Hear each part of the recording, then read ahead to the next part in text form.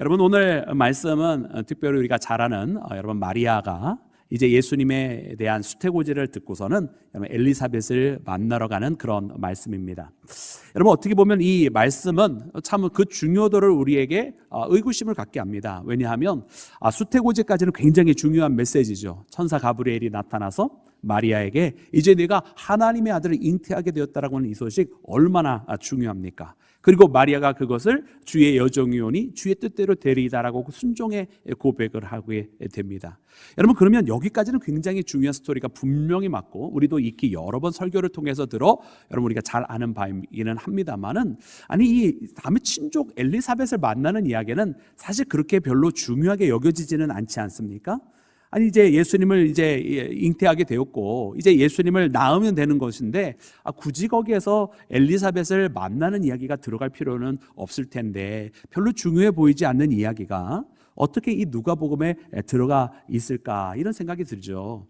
근데 여러분 오늘 이 말씀을 이렇게 묵상을 해보면 이 말씀은 사실은요 우리가 단순한 역사적인 데이터만을 기록하는 것이 성경이 아니지 않습니까? 우리는 분명히 그래서 깨닫게 되는 거예요. 이 말씀이 여기에 들어가 있는 이유는 사실은 이 땅에 예수님께서 오심도 바로 여러분 우리를 위해서 오신 것인데 이 말씀을 주심도 보니 결국은 우리를 위해 찾아오신 그 예수님에 대하여 그리고 이제 예수님을 믿는 오늘 이 시대의 성도들을 위해서 하나님께서 이 말씀을 주신 것이구나 깨닫게 됩니다. 여러분 이 마리아가 엘리사벳을 만나러 그 발걸음을 옮겼던 이유가 무엇이었는지 또 그 발걸음을 바라보면서 우리도 이런 발걸음을 옮길 수밖에 없겠구나 깨닫게 되어지는데 그러므로 오늘 이 말씀을 묵상하면서 우리를 위해 찾아오신 예수님 또 우리를 위해 모든 것을 이끌어 가시는 그 하나님의 귀한 섭리 여러분 깨닫는 나와 여러분이 되어서 성탄을 준비하는 우리 모두가 이와 같은 하나님의 여러분 은혜로우시고 긍휼이 넘치시는 하나님의 손길 안에 있는 것을 재차 믿음으로 고백하기를 주님의 이름으로 축원합니다. 자, 그럼 오늘 말씀해 보니까요 그 시작에 마리아가 엘리사벳을 찾아간 경위가 나타나 있는데 우리 함께 다시 한번 읽어보기를 원합니다. 우리 함께 39절과 40절 말씀입니다. 우리 39절과 40절 함께 합독합니다. 시작.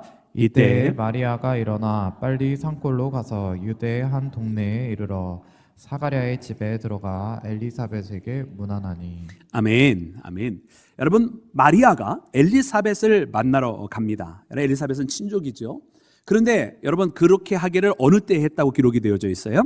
네, 이때라고 기록이 되어 있어요. 이때에. 그러니까 이때는 언제냐? 우리가 이제 말씀을 거슬러 올라가서 읽기를 시작을 해야 되는데 그때는 바로 여러분 이 마리아가 천사로부터 이제 내가 하나님의 아들을 이제 이스라엘을 구원할 그 구원자를 내가 잉태하였다라고 하는 여러분 그 수태고지를 들었던 바로 그때를 이야기합니다. 천사 가브리엘이 나타나서 이 귀한 하나님의 계획을 마리아에게 알려주지요. 그리고 마리아는 이것을 순종으로 화답을 합니다. 아까도 이야기한 것처럼 주의 여종이오니 주님의 뜻대로 이루어지리다라고 말이죠. 근데 여기서 말씀이 끝나지 않고 그 수태고지 가운데에 말씀이 더 이어지는데 천사가 이런 이야기를 해주는 거예요. 너의 친정 엘리사벳도 늙어서 아이를 임신하였다고 가르쳐 주는 거예요. 그러니까 여러분 이때에 마리아가 그 소식을 듣게 된 것입니다. 뭐라고? 엘리사벳이 그 나이가 되었는데 아이를 갖게 되었다라고? 여러분 그 소식을 듣고 여러분 이 마리아가 엘리사벳을 만나러 가게 되는 거예요. 여러분 잘 아시는 것처럼 이 엘리사벳이 이제 나중에 아이를 낳게 되고 여러분 이 아이의 이름을 무엇이라고 지었습니까? 여러분 사가랴가요 자기 아내가 임신하였다는 것을 믿지 아니하였어요. 그랬더니 여러분 천사가 여러분 이 사가랴의 여러분 그 입을 봉해버려서 한동안 잠시 동안 말벙어리가 됩니다. 그리고서는 나중에 이 아이의 이름을 짓게 될 때에 사람들은 주변에서 그 아버지와 똑같이 사가랴라고 짓자 그러고 있는데 거기에다가 이름을 짓는 거예요. 사가랴 뭐라고 줬어요? 여러분 잘 아시는 것처럼 요한이라고 하죠. 요한. 그리고 이 요한이 바로 우리가 잘 아는 세례 요한입니다. 예수님보다 먼저 앞서서 그 광야의 목소리로서 오시는 분의 길을 예비하는 자 바로 구주가 우리 가운데 오신다라고 먼저 선포하였던 자가 바로 세례 요한이고 바로 그 세례 요한이 이 엘리사벳의 아들인 것입니다. 여러분 그런데 오늘 이 말씀을 보니까 참 놀라운 것은 무엇이냐면은 엘리사벳이 마리아보다 6개월 앞서서 임신을 하게 되는데 마리아가 이 소식을 듣자마자 어떻게 했느냐는 거예요. 마리아가 이 소식을 듣자마자 이때에 그 즉시로 바로 이 엘리사벳을 만나러 갔다란 말이죠. 여러분 그러면 이 만남은 어떤 만남입니까? 이 마리아가 엘리사벳의 집을 방문하게 되는 것은요, 그냥 자기 친척 만나러 간 길이 아니라는 거예요. 오늘 우리는 이 마리아의 입장을 잠시 한번 돌아보아야 됩니다. 하나님께서 천사장 가브리엘을 보내서 그에게 주신 메시지는 무엇이냐면 도무지 감당할 수 없는 내용이었어요. 이스라엘의 구원자가 오신다라고 하는 것은 너무나 기쁜 것이었고, 모든 이스라엘 사람들이 수백 년 동안 바라마지 않던 그 메시아의 도래에 대한 내용이었습니다. 그런데 그 메시아가 어떻게 오십니까? 마치 예전에 다윗 왕이 어디 바깥에서 있다가 백마를 타고 승전군을 이끌고 오시는 것이 아니라, 지금 하나님의 말씀은 뭐냐면 그 메시아가 오시기는 오시는데 너에게 아이로서 태어나겠다고 말씀을 해주시는 거예요. 그것도 지금 결혼하지 아니한 마리아에게 성령께서 너 가운데 역사해 주셔서 너가 하나님의 아들을 잉태하였고 그 하나님의 아들이 너를 통해서 태어나게 될 것이라고 말씀해 주시는 거예요. 여러분, 이거 감당할 수 있습니까? 없습니까? 감당할 수 없는 거예요. 여러분, 한편으로는 여러분 우리가 신앙의 눈으로 볼 때 이걸 도무지 감당할 수 없는 일이에요. 왜? 여러분, 어떻게 우리가 하나님의 아들을 여러분 우리가 수태할 수 있느냐는 말이에요. 여러분, 그분은 너무나 거룩하신 분이시고요, 전능하신 하나님이십니다. 그런데 우리 같은 인간을 통해서, 아니 우리처럼 죄 많은 사람을 통해서 오신다고요? 감당할 수 없는 거예요. 여러분, 마리아도 뭐라고 고백했습니까? 나는 비천한 종입니다 고백했어요. 여러분, 성경은 분명히 마리아가 자기는 비천한 사람임을, 죄인임을, 그리고 아무것도 아닌 존재임을 분명히 알고 있었고 그렇게 고백했다라고 하는 것을 기록해 주고 있습니다. 그리고 그것이 맞지요. 그 가운데 오신다고 하는 건 감당할 수 없는 일이에요. 우리도 만약 이와 같은 사명을 받는다고 한다면 하나님, 차라리 다른 거를 하라면 할 수 있습니다 라고 이야기하게 될 것 같아요. 그러나 하나님이 이와 같이 엄청난 일은 도무지 감당할 수 없다고요. 그죠? 그리고 또 다른 한편으로 인간의 현실적인 입장에서도 이건 정말 순종하기 너무나 힘든 거예요. 왜냐? 이제 마리아는 혼인을 앞두고 있는 약혼자였습니다. 잘 아시는 것처럼 요셉과 혼인을 하게 될 거예요. 그러니 요셉과 혼인하기 전까지 순교를 지켜야 했고, 그리고 그동안 그 어떤 때보다도 더 정결하게 살아와야 되고, 어떤 이스라엘의 그 문화 속에서도 부정한 일을 행하면 안 되는 사람이었어요. 그런데 지금 하나님께서 아이를 갖게 하신다고 하는 이 이야기는 이제 결혼을 앞둔 마리아에게 있어서 도무지 현실적으로 받아들일 수 없는, 도무지 순종할 수 없는 그와 같은 일 아니었겠어요?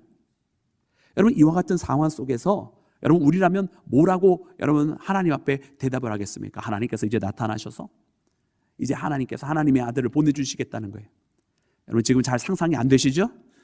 그럼 이렇게 한번 상상해 보시면 어떻겠어요? 여러분들에게 딸이 있는데 그 딸이 갑자기 하나님께서 나에게 예수님을 보내주시겠대 이러는, 그럼 여러분 어떻게 하시겠어요?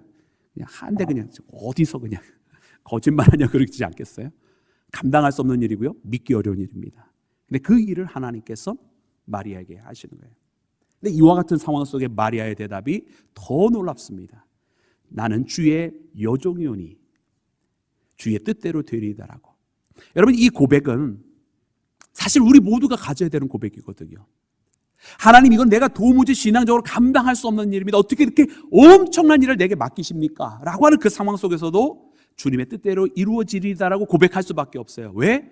우리는 애초에 주님 앞에 우리 자신을 드리기로 한 사람들이니까, 우리는 주님 앞에 헌신하기로 한 사람들이니까, 주님께서 쓰시겠다고 하면 우리는 그냥 주님 앞에 메어드리기로 작정한 사람들이니까. 아멘이십니까? 아멘해야 할 줄로 믿습니다. 주님께서 우리를 쓰시겠다고 하면 우리는 내어드리기로 이미 고백했잖아요.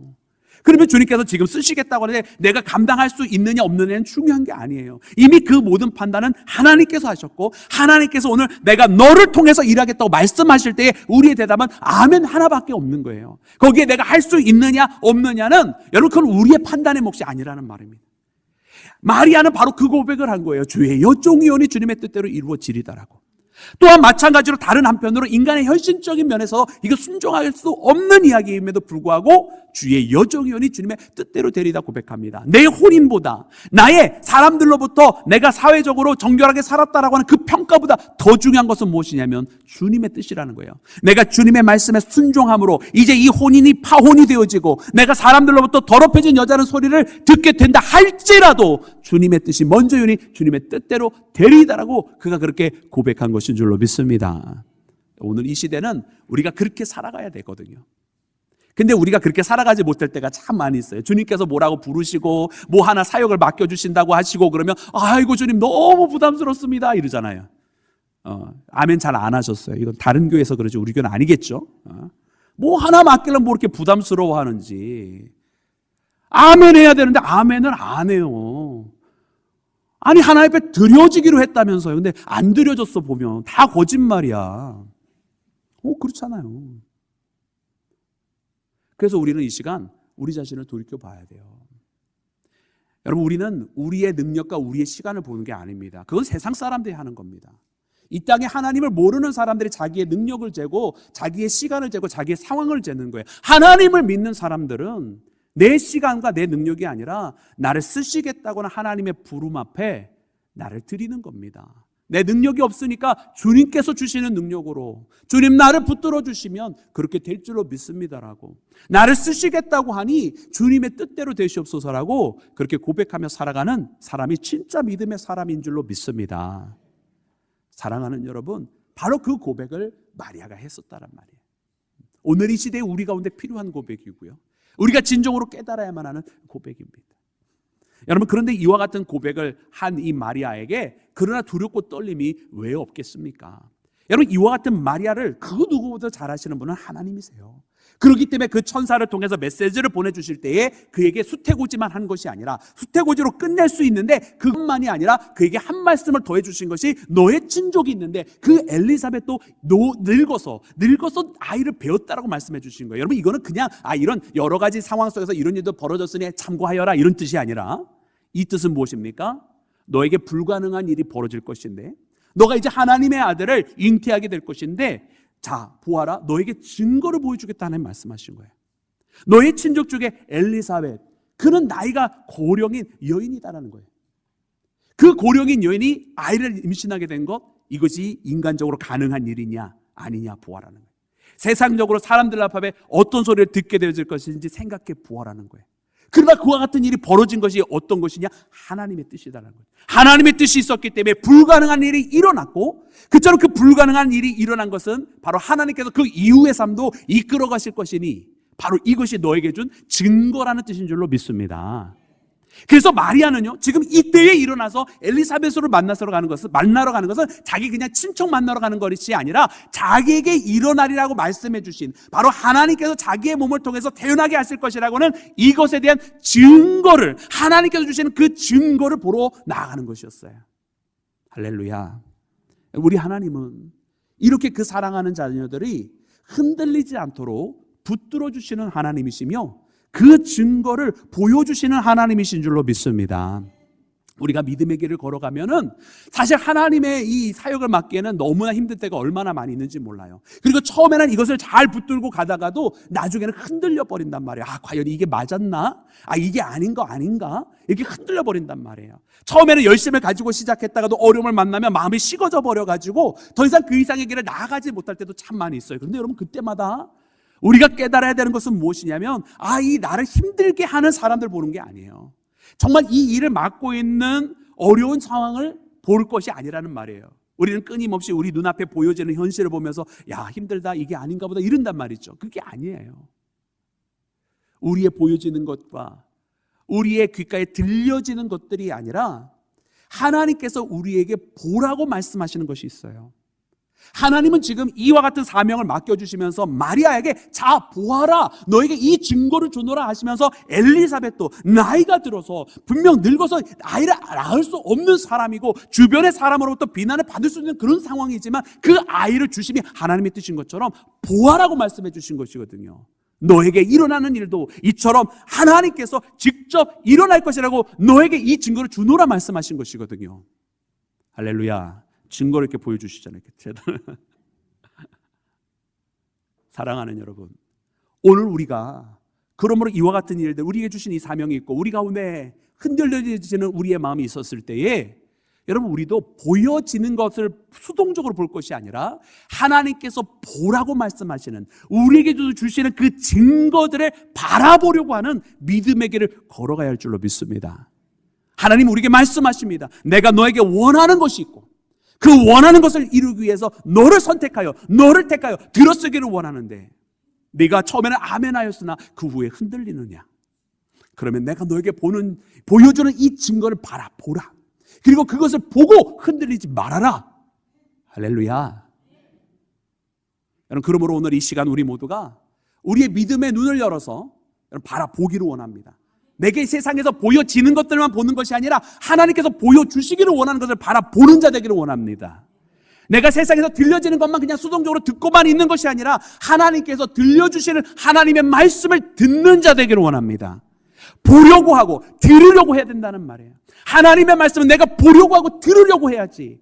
그저 가만히 있으면 세상에 보여지는 것만 보고 있고 세상에 들려주는 것만 듣고 있다는 말이에요. 신앙의 승리는 세상 속에서 가만히 있을 때 이루어지는 것이 아닙니다. 오늘 이 시간 이 마리아가 그것을 보려고 엘리사벳의 집으로 바로 찾아나선 것처럼 우리도 하나님께서 보여주시는 그 증거들을 찾고자, 하나님께서 주시는 그 말씀을 듣고자 나서는 믿음의 자녀가 되기를 주의 이름으로 축원합니다. 여러분, 이처럼 하나님의 말씀을 듣고 움직이기 시작한 이 마리아가 엘리사벳의 집에 도달하자마자 엘리사벳의 입술을 통해서 여러분 복의 선포를 듣게 됩니다. 우리 그 말씀 함께 읽기를 원합니다. 우리 42절부터 우리 45절까지 한 번에 다 읽도록 하겠습니다. 42절부터 45절 시작. 큰 소리로 불러 이르되 복이 있으며 내 태중의 아이도 복이 있도다. 내 내 주의 주의 어머니가 내게 낳아오니 이 어찌된 일인가. 보라, 내 문안하는 소리가 내 귀에 들릴 때에 아이가 내 복중에서 기쁨으로 뛰놀았도다. 주께서 하신 말씀이 반드시 이루어지리라고 믿은 그 여자에게 복이 있도다. 아멘, 아멘, 할렐루야. 엘리사벳이 여러분 마리아를 만나자마자 선포를 하기 시작했어요. 그냥 마리아가 뭐라고 이야기를 해준 것도 아닙니다. 그런데 마리아를 만나자마자 엘리사벳이 성령 충만해졌습니다. 이미 복중에 먼저 태중에 있었던 여러분 이 세례 요한, 태어나면 장차 세례 요한, 아직은 복중에 있는 태아, 6개월 될 때 이 아이가 벌써 뛰놀았다라고 기록되어 있어요. 여러분, 마리아의 뱃속에 잉태하게 된 예수님을 만나게 된 세례 요한이 엄청 기뻤나 봐요. 오늘도 우리가 어린 생명의 사진을 이렇게 보면서 함께 기뻐했는데, 여러분 오늘 이 장면은 참 놀라운 일입니다. 그래서 이 엘리사벳이 성령 충만하여져서 선포해 주는 것이 무엇이냐면 바로 이 마리아가 여인들 중에 복이 있도다, 이런 말씀을 전하게 됩니다. 여러분, 그가 복이 있는 이유가 무엇입니까? 그건 바로 그가 이제 잉태하게 될 예수님으로 말미암아, 여러분 이 복의 근원이신 예수님으로 말미암아 그가 여러분 복된 여인이라고 하는 소리를 듣게 되는 것입니다. 그런데 이 복도 우리가 아까 이야기한 것처럼 세상이 말하는 그 복과는 너무나 다른 복이지 않습니까? 여러분, 이 복은요, 이제 하나님께서 맡겨주신 그 사명 때문에 걸어가는 복인데 세상에서는 굉장히 어려움을 당할 수밖에 없는 그런 상황 아니겠어요? 자기 약혼자인 여러분 요셉으로부터 어떤 소리를 듣게 될까요? 여러분, 요셉은 처음에 이제 이 마리아가 임신하게 된 이것이 다른 것 때문이라고 생각을 하고 하나님께서 주신 것이라고 생각을 하지 못하고 여러분 조용히 끊으려고 했었다라는 말씀을 우리가 잘 알고 있습니다. 여러분, 그런 일을 분명히 당할 수밖에 없는 상황이거든요. 그런데 그것이 무엇이다? 복이다라는 거예요. 복이다.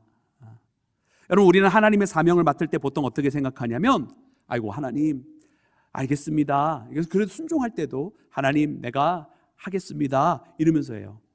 근데 이거는 뭐냐면 순종은 순종인데 참 힘들게 아멘한 순종이에요. 마리아에게 들려진 이 음성은 무엇이냐면 그 사명을 감당하게 되는 것이 복이라는 이야기를 해주시는 것이에요. 그러니까 이것은 그냥 힘들게 아멘하며 갈 길이 아니라 이것이 바로 내게 복이구나 하면서 기뻐하며 받아들여야 되는 사명이라는 것입니다. 그것이 사람들로부터 비난이 있고 세간으로부터 오해를 받고 약혼자로부터 파혼을 당하게 될지언정 그것이 세상에 있는 그 판단과는 다른 하나님이 주시는 진짜 복이라는 것을 알려주시는 거예요.